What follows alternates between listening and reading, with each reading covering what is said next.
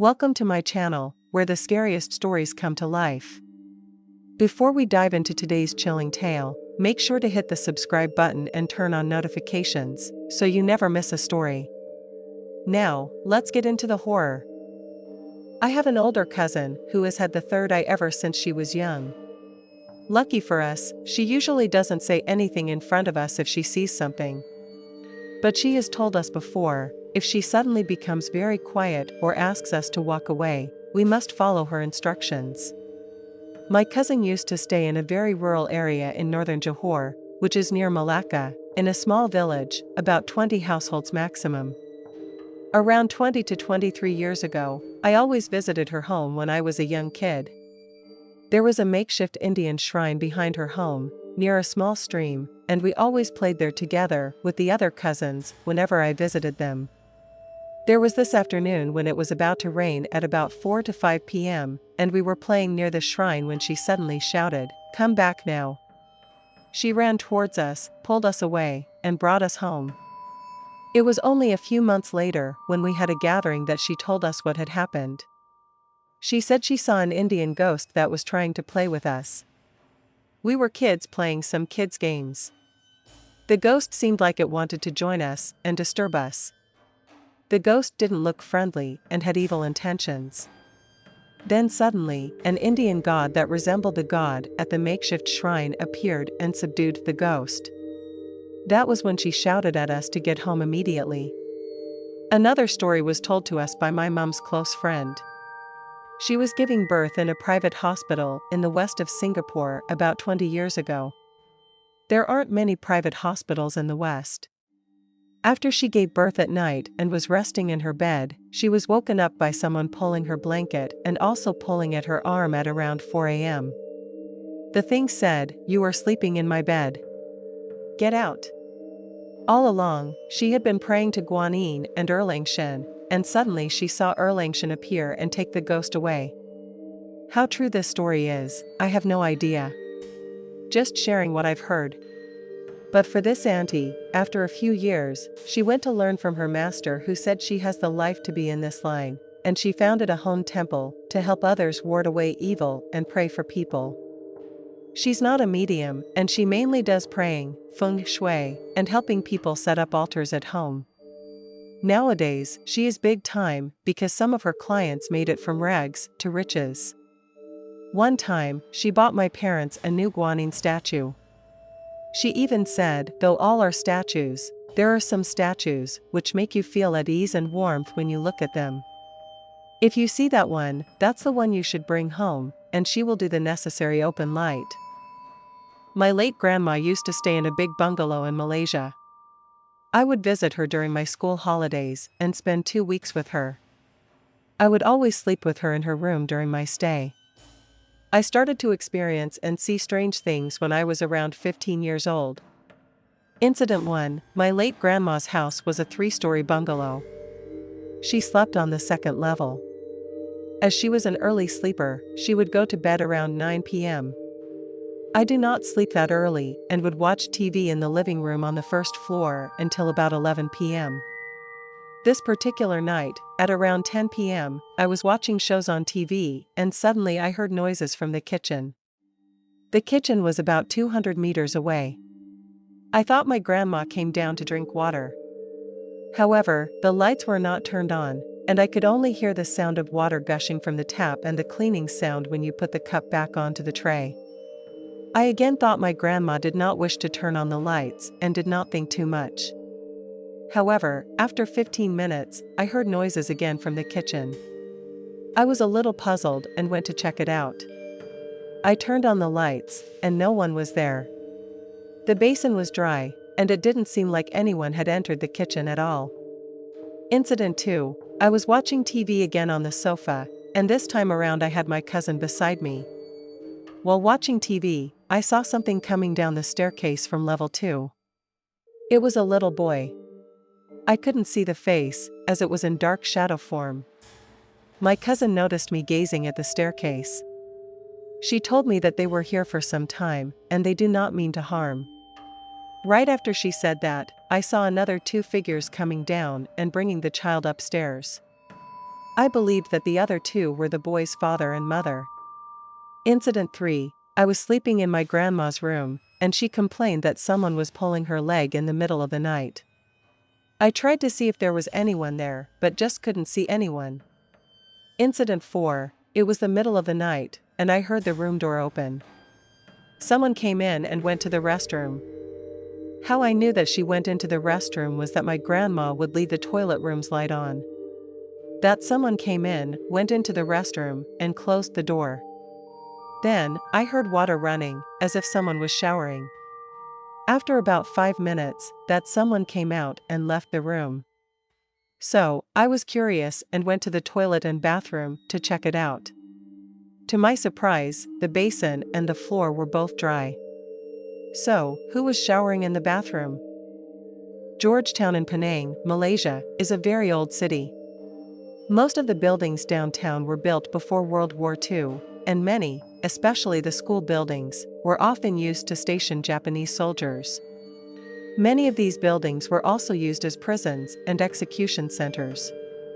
This school, commonly known as CIS, is an all-girls school. It is one of the oldest schools in Malaysia. It was used as a prison by the Japanese during the war. Inside one of the classrooms, there were carvings of British prisoners' names on the wall. The school also houses the first residence of Sir Francis Light, the founder of Penang. Although the school building has been declared a heritage site, some old buildings are of no value and were excluded from the heritage building list. One such building was the canteen. The old canteen was declared unsafe and hence was torn down. A new school canteen with a badminton hall above it was subsequently built. The badminton hall has 2 entrances, one on each end of the hall. However, only the door on the left end of the hall is usually open. The other side has a locker-cum changing room, and hence the exit is not open for privacy reasons. Before one gets into the locker room, one has to go through a door. Then there is a small passageway with a surau, small mosque, on the left. There is another door before one can get to the lockers and changing area. Then there is the staircase and another door, which is usually locked, as mentioned above. Some years back, I used to play badminton in that hall on weekends. Personally, I have not seen a ghost or heard anything out of the ordinary. My brother, who was there with me every weekend, once said he saw a man waving at him from one of the classrooms nearby. The school has many ghost stories, but most of them, like what my brother experienced, are merely sightings of a ghost, feelings of a presence, or hearing voices. However, there is one particular sighting that is probably one of the scariest ghost sightings I've ever come across. This story is told to me by the canteen caretaker, who was also in charge of the badminton courts. It was also told to me by my friends who were once students in that school themselves. One morning, a group of students were having their regular physical exercise session in the badminton hall. At the end of the session, all the girls went to the locker room to change. All of them left together and went back to the classroom after that. About an hour later, one of the girls realized she had lost her purse. She thought she must have left it in the changing area in the hall. Hence, she decided to go back to the locker room to look for it. She got permission from her teacher and set off for the badminton hall. When she got there, there was no longer anybody there. Being a badminton hall with dark curtains, the hall seemed pretty dark without lights on. She switched on the lights and walked straight to the other end of the hall where the locker room is. When she got to the door that leads to the small passageway, she found that the door was locked. Nobody could have locked the door unless there was someone inside. Since there were no more classes in the hall, she thought someone might be having some hanky-panky business inside the locker room. Eager to get her purse back and curious about what her schoolmates might be up to behind that door, she peeped through the small window in the door. She couldn't see anyone, but suddenly, out of the changing area, she saw a figure floating in the small passageway. It was kind of transparent but yet seemed solid. Then the girl noticed something she did not want to believe. The floating object became clearer and clearer, and she noticed that it was a headless woman. Being someone who doesn't believe in ghosts, she refused to believe what she saw and decided to take a closer look through the window again. Again, she saw the same figure. This time, it became clearer, and she could see a woman in a Malay costume floating about half a meter above the ground without a head. The girl got so frightened that she rushed out of the hall immediately. She ran to the canteen caretaker and told her what she had just seen. The canteen caretaker said she dared not go up there and investigate, but she said she believed the girl's story. The girl was crying and completely pale due to the shock. The teacher later called her parents to take her home. This happened a few years ago when I took up a part-time job as a waiter at Henteng Highlands. As a waiter, I needed to work in shifts, sometimes during the day and sometimes at night.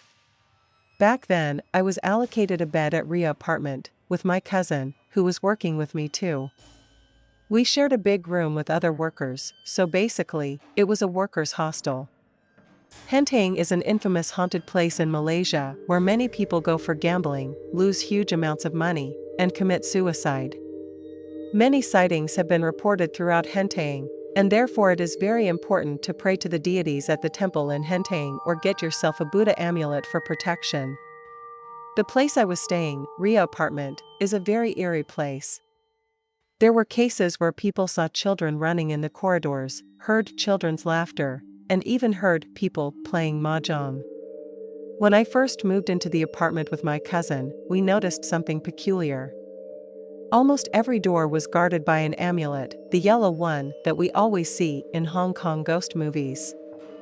We knew something was spooky about the apartment we were going to stay in, but we didn't mention anything. Anyhow, we believed that we would be left unharmed, as we had done no wrong. We were merely staying temporarily. Our stay there was normal, and nothing unusual happened. We did not see anything eerie, although the room we were staying in was not guarded by an amulet. Both of us were wearing Buddha amulets for protection. I almost forgot about the lurking of the unseen until one morning.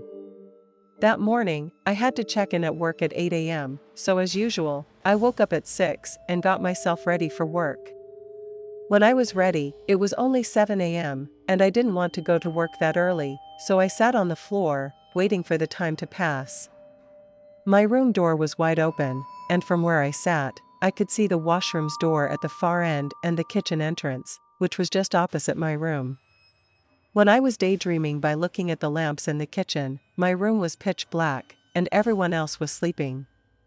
There was a sudden movement on my left, and I saw a man in his 30s walking out of my room. At that moment, I thought it was one of my roommates. I didn't see his face, his back was facing me as he walked towards the kitchen. I thought to myself that he was going to the kitchen to brush his teeth. A moment later, I noticed that the toilet was empty and began thinking, why didn't he use the toilet? I kept looking at the kitchen entrance, expecting him to come out so I could say hello. I had never done a formal introduction with the others. After about 10 minutes, he had not come out, and I couldn't hear tap water running in the kitchen. Out of curiosity, I went to check on him in the kitchen, but to my surprise, he was not there. There was another door in the kitchen that led to the outside, but it was locked from the inside, so there was no way he could have exited the kitchen via that door, not to mention me staring at the kitchen entrance the whole time. I made my way to the toilet and still didn't find anyone. At that instant, I knew I had seen something. I couldn't explain his disappearance except that he was a ghost. I hurried to take my belongings and put on my shoes to go to work. I still remember how scary it was to wait for the lift alone afterward. I was afraid that he might turn up and say hello to me. However, I was lucky because I didn't see him face to face. Otherwise, I might have been running a high fever the next day. Thanks for sticking around till the end. If you enjoyed the story, don't forget to give the video a like and leave a comment with your thoughts. And if you haven't already, hit that subscribe button and turn on notifications so you never miss a terrifying tale. See you in the next one.